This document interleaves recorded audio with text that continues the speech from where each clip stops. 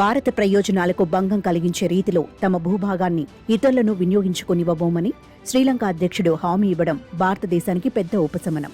అనుర కుమార దిశనాయకే 3 రోజుల పర్యటన తర్వాత ఇప్పటి వరకు ఉన్న అనుమానాలు, సందేహాలు చాలా మటుకు ఉపశమించిన మాట వాస్తవం. ఆయన నాయకత్వంలోని జనతా విముక్తి పెరమునకు చైనా అనుకూల వామపక్ష పార్టీ అన్న ముద్ర ఉండటంతో దిశనాయకే విధానాలు, వైఖరుల మీద చాలా అనుమానాలున్నాయి. మాల్దీవుల అధ్యక్షుడిలాగా, నేపాల్ ప్రధానిలాగా ఈయన కూడా తన తొలి విదేశీ పర్యటనకు చైనాను ఎంచుకుంటాడేమోనని భావిస్తున్న తరుణంలో తొలిగా భారత్లోనే కాలుని పాత సంప్రదాయాన్ని దిశనాయకే కొనసాగించడం విశేషం.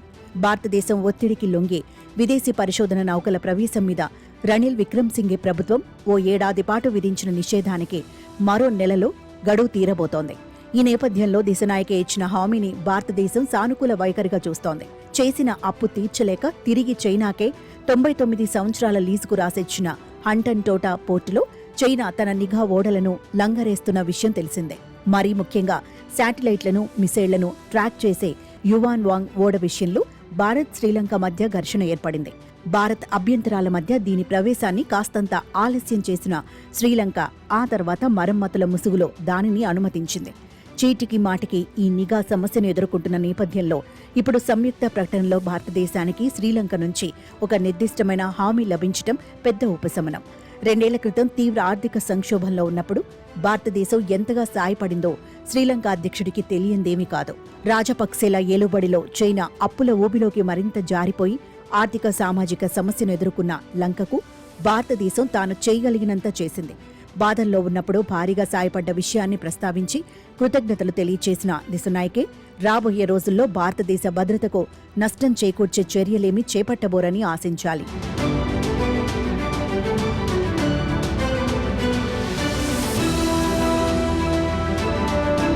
తన పర్యటనలో దిశనాయకే భారతదేశంలో రక్షణ సహకార ఒప్పందాన్ని ప్రత్యేకంగా ప్రస్తావించడం విశేషం.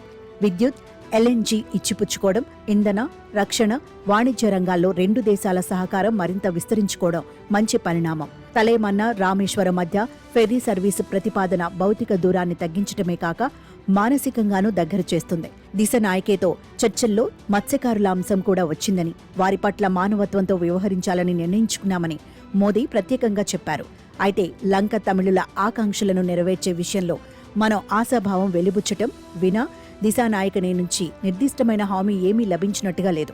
13వ రాజ్యాంగ సవరణకు లోబడి తమిళ ప్రావిన్సుల్లో ఎన్నికలు, అధికార వికేంద్రీకరణ తదితర అంశాలకు సంబంధించి ఉభయ దేశాల సంయుక్త ప్రకటన ఏమీ మాట్లాడలేదని వార్తలు వచ్చాయి. తమిళుల ప్రయోజనాలకు పూర్తి భిన్నంగా, ఇంకా చెప్పాలంటే వారి పట్ల శత్రుపూరిత వైఖరితో వ్యవహరించిన చరిత్ర జనతా విముక్తి పెరుమనకు ఉంది.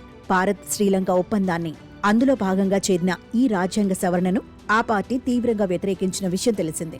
అధ్యక్ష ఎన్నికల ప్రచారంలో కానీ, మొన్న నవంబర్ 14న జరిగిన పార్లమెంటరీ ఎన్నికల సందర్భంలో కానీ తమిళులకు దిశనాయకే ప్రత్యేక హామీలేమీ ఇవ్వలేదు. అయినప్పటికీ వారు తమిళ పార్టీల కంటే ఆయన కూటమిని అధికంగా ఆదరించారు. తన పర్యటనలో దిశనాయకే ఈ అంశాన్ని కూడా ప్రస్తావించడాన్ని బట్టి ఆయన తమిళుల ప్రయోజనాలకు కట్టుబడతారని భారతదేశం ఆశిస్తోంది. వచ్చే నెలలో ఆయన చైనాలో పర్యటించబోతున్నారు.